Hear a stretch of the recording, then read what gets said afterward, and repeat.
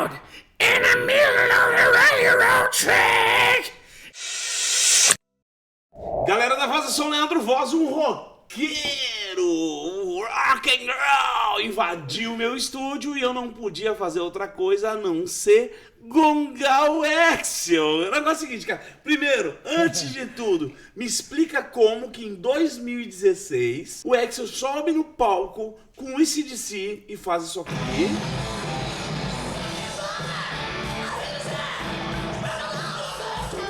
Olha a pressão, tá? No mesmo ano, ele passa isso aqui, ó, lá no Guns.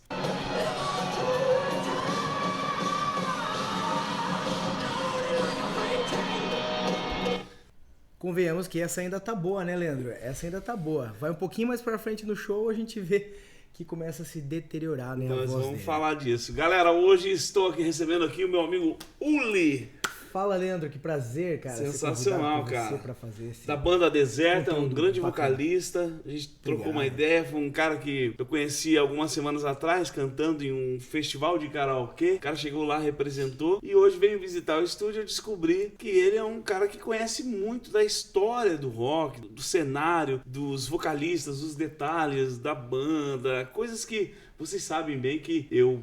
Embora tenha os meus cabelos grandes e pareça um roqueiro, eu não bebi dessa fonte. Então hoje eu vou te fazer algumas perguntas aqui, cara, em relação à técnica vocal do Axel e em relação a essa diferença de textura de uma banda para outra, beleza? Verdade. Leandro, apesar de hoje eu vim até caracterizado aqui também, né?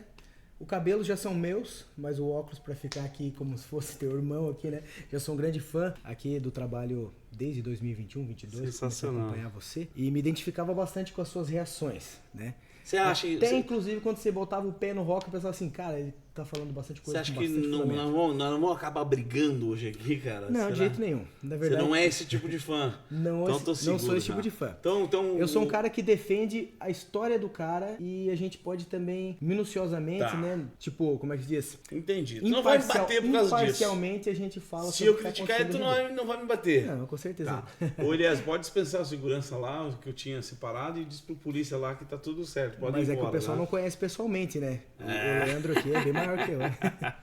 Ó, negócio é o seguinte, cara. Primeiramente, vou convidar vocês a se inscrever no canal e lembrar que nós estamos na época da Black Friday com descontos nos nossos cursos que estão passando aqui no QR Code da tela e também está nos comentários fixados. Ô, Uli, o negócio é o seguinte, cara. Primeira coisa que eu não posso deixar de te perguntar é essa música do AC/DC, tá? Sim. Nós temos o Axel cumprindo o papel aqui do vocalista, o Brian Johnson. O Brian Johnson, que é a característica dessa música, é o Brian Johnson. Exatamente. Que eu te confesso, eu só entendo a diferença do drive que o Axel tá fazendo aqui para o drive do Brian Johnson só quando eu escuto no disco, no álbum. Sim. Ao vivo, eu de verdade eu não sei detectar essa diferença, a não ser que venha a ser uma diferença, mas eu vejo que um canta com falsete drive e o outro tem uma voz ativa, um timbre aberto. Mas eu gostaria de saber de você, cara, por que o Axel chegou aqui no AC/DC e conseguiu aplicar uma técnica que no mesmo ano ele subia no palco e se cagava todo pra fazer no Guns e não conseguia? Na verdade o AC/DC, por ele estar mais numa região bem aguda e mais estável, né? Ele canta numa região totalmente aguda, não tem muita dinâmica nos graves. E ele não muda muito a técnica que ele usa. Ele usa a mesma técnica, o mesmo tipo de drive do início ao fim. Você acha Até que quando isso ele abaixa, facilitaria pro... facilita pro Axel. Quando ele entra no Guns N' Roses cantando de voz grave, que ele tem a característica original dele é o barítono, e usa de artifícios para chegar no extremo agudo, né? No Sim. agudo absurdamente incrível. Então ele teria que passar por todas essas nuances, fazer aquelas transições. Para ele é bastante difícil. É difícil para qualquer pessoa que vai tentar cantar qualquer música do Guns N' Roses nessa técnica original dele. Entendi. Então para ele seria mais fácil realmente cantar naquele tom do Brian Johnson, que sempre é agudo, né? Claro que ele desce, sobe ali, faz as dinâmicas conforme a música, mas canta numa região que pro Axel seria mais tranquilo ele tá usando a mesma técnica sem transpor muito. A gente pode Porém, afirmar que os dois usam a mesma técnica e o que muda é só essa questão da estrutura, um é barítono e o outro é...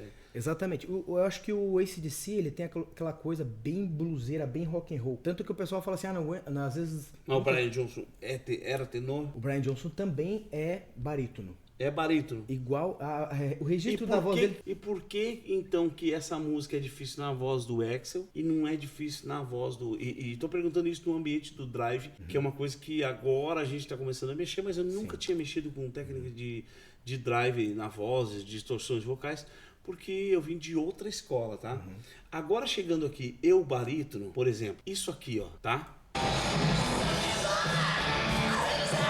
Eu barítono, eu imagino isso aqui, ó.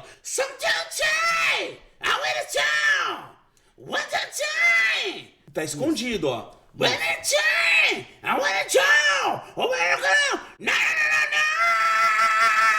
Exatamente. O que acontece? Para deixar bem claro para as pessoas, né, que são leigos na voz ou estão começando a estudar, existe um monte de nomes hoje em dia, mas basicamente ele usa um falsete com bastante força. Eu tô pensando mais no comportamento. A nossa galera não gosta de cientologia, antropologia e... Eu vou no normal. Eu falo assim, falsete. Falsete é um monte de coisa, desde aquele levinho até um bem estridente. Que é o que eu tô fazendo. É o que você tá fazendo.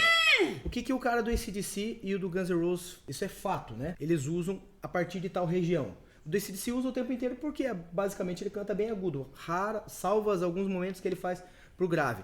Então a voz base do que ele a voz base do Axl e do Brian Johnson nos agudos é isso aqui. Back in Black. É basicamente isso. Brian Johnson. Brian Johnson. Colocou o drive. Back in Black. Agora você vai inserir o drive. E existe um monte de ajustes, escutando e tentando fazer. Back in Black! Back in Black! I hate to say, I'm too long and glad to be back as a little loose from the news.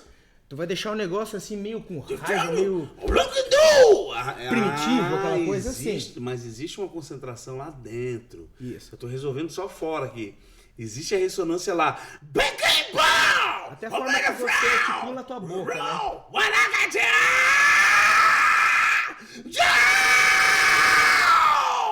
Basicamente isso. Isso daí já é uma base pra fazer um monte de técnicas. Pegar lá Thunderstruck, tipo... I was caught in the middle of the railroad track. I looked around and I knew there's no turning back. Agora eu tiro o drive. I was caught in the middle of the railroad track. Esse drive, ele concentra a vibração aqui, palato duro. Aqui. Céu da boca. Não é garganta. Não é garganta. Apesar de você mixar um pouco das duas coisas. Entendi. Quando você aperta um pouquinho aqui, projeta no mais pra cima, aqui, no caso, no céu da boca. Projeção, né? Jogou a projeção pra cá, mas apertou aqui também. O Axl já faz diferente, é a mesma coisa. Faz diferente. Tipo, o Axl Rose, eu não canto exatamente como o Axl Rose canta, porque as regiões onde ele canta as músicas do Guns, basicamente pra mim é o meu belting, que é o meu canto normal. Por exemplo, eu pego lá, Axl Rose canta She got smile that seems to me, she got smile. Ele vai botando aquele negocinho. Eu aprendi a cantar de outra forma, eu não sou barítono. Entendi. Então eu canto, por exemplo, a minha voz, nessa música Sweet Child O' Mine, por exemplo, eu já alcanço no tom normal, com a minha voz de peito. Entendi. She got smile that seems to me. Botei o drive. She got smile that seems to me reminds. Apesar de eu não cantar exatamente com ele, eu sei exatamente o que ele faz. Ele já usa o falsete nessa música, botando o drive. Só que como ele é barítono, qualquer nota pra ele é agudo pra caramba. Quem é barítono sabe, qualquer nota já é bem agudo, uma nota de um tenor. De tudo que tu me explicou, eu chego a uma conclusão. Embora tu tenha me explicado que as músicas do Guns existe uma extensão maior, uma exigência de passear nas notas graves, médias e agudas, enquanto o AC/DC você fica num quadradinho mais só dentro dos agudos. Um pouco menor, né? Mesmo assim eu enxergo que é uma situação não tem nada a ver com a outra. Dá pra se dizer, e eu sou bem atrevido em dizer, que o Axl vadiou mesmo, ele foi de vagabundão e lá no AC/DC ele caprichou melhor? Cara, o que deu a entender pra gente, porque quando aconteceu isso, eu tava vendo todos os vídeos que apareciam na internet, amadores, né? Entendi. Então, eu olhava assim, cara, no AC/DC ele tá fazendo e cumprindo o papel do início ao fim do show, com essa pressão, é óbvio, ele era contratado, ele falou assim em programa de TV, eu era contratado, Angus Young, ele nunca teve patrão na vida, primeira vez que ele teve um patrão. Ele falou isso. Ele falou isso no programa de TV, no talk show. E ele teve que cumprir aquela missão, não teve como deixar nas coxas. O Guns N' Roses, ele é dono do Guns N' Roses. Se ele quiser dar uma descansada no Guns N' Roses e fazer melhor no AC/DC, porque ele estava fazendo um turnê no mesmo ano com as duas bandas, ele pode fazer. Além do mais, além de ele estar fazendo também essas nuances do grave, no médio, no agudo extremo, e ser muito mais difícil no Guns N' Roses, tu vê que nas 3 primeiras músicas dos shows de 2016, ele estava tentando os drives e fazendo coisas bem decentes, assim, bem, tipo assim, com uma pressão e bem legal. Depois do show, você começa a ver as músicas You Could Be Mine, Sweet Child of Mine e não sei o que, ele já afrouxou totalmente. Depois disso mesmo que passou essa época aí de 2017 pra frente, ele levou muito mais nas coxas. A gente sabe que ele fez cirurgia nas pregas vocais e muito provavelmente, talvez o médico dele até botou medo nele. Ó, você vai voltar pra cirurgia se você continuar fazendo drive. Tirando o drive, fica só aquela vozinha pequena. Sim. Aí, hoje em dia, os caras falam assim, tá fazendo aquela voz de Mickey, tá fazendo aquela voz falsete, o que caricato. O que é uma grande estranheza drive, quando né? a galera do Brasil fala isso, porque aqui dá muita treta aqui quando eu falo, por exemplo, a voz do próprio André Matos, que não era uma voz aberta, não era uma voz ativa, era uma voz... Era uma voz pequena. E isso não só eu que falo.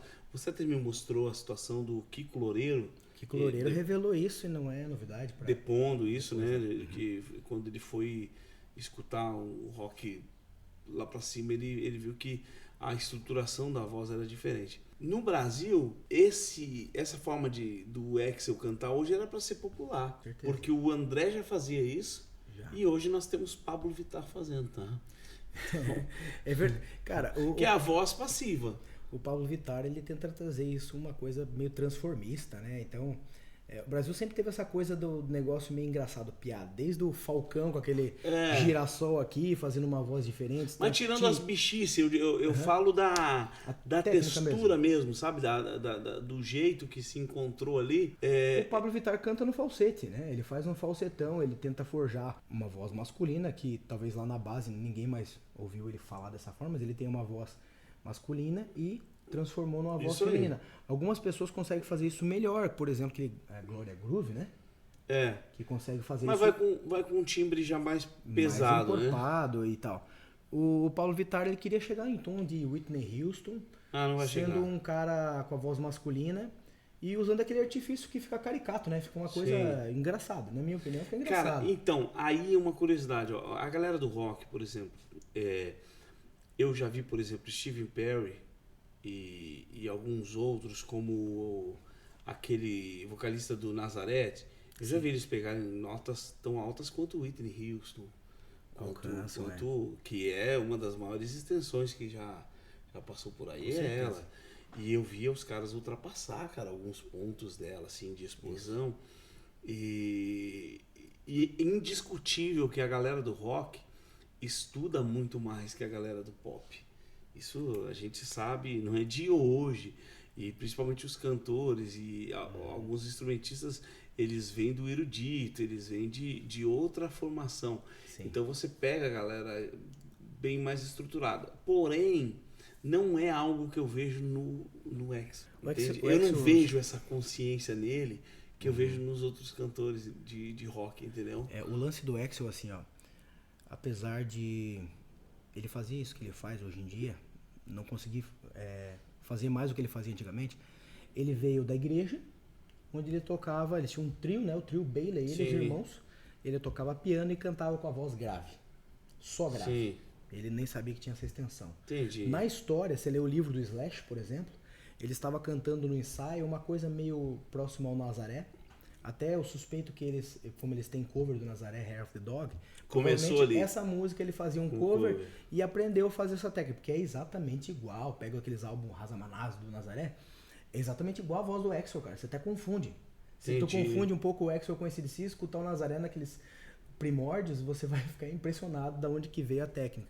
E o Izzy Stradlin, que era o guitarrista que não tá mais no Guns, já saiu lá nos anos 90, ele falou, por que tu não continua cantando dessa forma? Mas é meio estranho. Não, cara, isso impressionou demais. E deu muito certo, caiu no gosto. A galera queria ver essa atitude, essa voz com pressão meio testosterônica do rock. E muita gente já tava fazendo, o AC/DC fazia O que é isso, engraçado, né? Uma voz testosterônica cantando fininho. Exatamente. Se você tira todo aquele punch que tinha do drive e tal, ele acaba virando isso, né? Vira mesmo. Vira quase o Paulo Vittar, que nem você falou, né? A galera fica muito ofendida quando a gente fala, porque o pessoal às vezes não entende que nós estamos falando de que o Axl é uma combinação de vários comportamentos que ele juntou e se transformou no que ele era, né, cara? É inegável. O timbre dele era... E a composição, você pega qualquer vídeo no YouTube que tem assim, vocal only, né? O vocal isolado do Axl Rose nas gravações de Appetite for Destruction, né? E os álbuns mais icônicos. É uma coisa impressionante. Mesmo a gente tentando desmistificar o que era a voz dele, eu não faço nem perto do que ele conseguia fazer, porque era impressionante. E ninguém que tem de banda cover aí consegue chegar Tinha naquele um lance ali que ele encontrou absurdo, né? E foi se perdendo aos poucos. Mas como a gente já sabe, né, não vamos falar de cantor sertanejo, até porque tem polêmicas aí, mas quando você leva uma vida boêmia por muitos anos, também, né, sem se cuidar, e a gente sabe da personalidade agressiva do Axl, ele não tem paciência para fazer vocalizes, para ficar fazendo aquecimento. Ele só chega e dá-lhe. E daí chega uma hora que aquele chega e dá-lhe já não funciona mais, né? Entendi. Perdeu. E muita bebedeira. O tempo... Tem uns 4 anos que aconteceu na vida da Axl Rose que ninguém sabe. Diz que foi uma incógnita. Foi da saída do Slash e o Guns N' Roses, aquela pausa gigante, até ali anos 2000, 99, 2000, que ele voltou. Aquele ele já não voltou com a voz 100%. Né? Ele fez um Rock in Rio, onde muita gente criticou em 2001, né? Saquei. E isso foi um período boêmio. Todo mundo falava que era festas intermináveis, né? Que aconteciam na mansão do Axl. Ele no Brasil ia se dar muito bem, porque no Brasil é só isso. É você ganhar o cachê dos trouxas e ficar bebendo em cima do palco. Ô, Uli, obrigado, cara. Meu irmão. Ó, você vai voltar mais vezes aqui, hein? Vai ser um prazer. Vamos falar sobre a invasão do rock, cara. O rock... Vamos destrinchar isso aí. O rock vai ressurgir e vai ressurgir em Joinville. Já tem até o bordão. Aguarde-nos. Ô, cara, deixa tuas redes sociais pra galera aí. Isso aí, galera. @ulydolph. Tá? Vamos deixar aqui, né? Precisa soletrar. ULYDOLPH. Uli Dolph. Minha rede social principal. É tipo aqui, Dolph Lundgren. Foi inspirado também. Um pouco da minha avó, que se chamava Dolph. A bisavó Adolfina e a minha avó Delfina. Eu tirei daí esse negócio. E também era muito fã desses caras da luta, né, cara? Dolph Lundgren, Van Damme, esses caras eu era muito fã. E assim, ó, Deserta, oficial, minha banda também, né? Oficial com 2 Fs. Tem disco lançado, tem disco pra ser lançado também. Sensacional. Então confira meu trabalho também lá, galera. O Uli é um portador de grandes técnicas e um cara que vocês vão ver ele Tentamos. em alguns dias comigo aqui. A gente vai se reunir de vez em quando para fazer uns conteúdos aqui. Galera da Voz, eu sou Leandro Voz. Fui.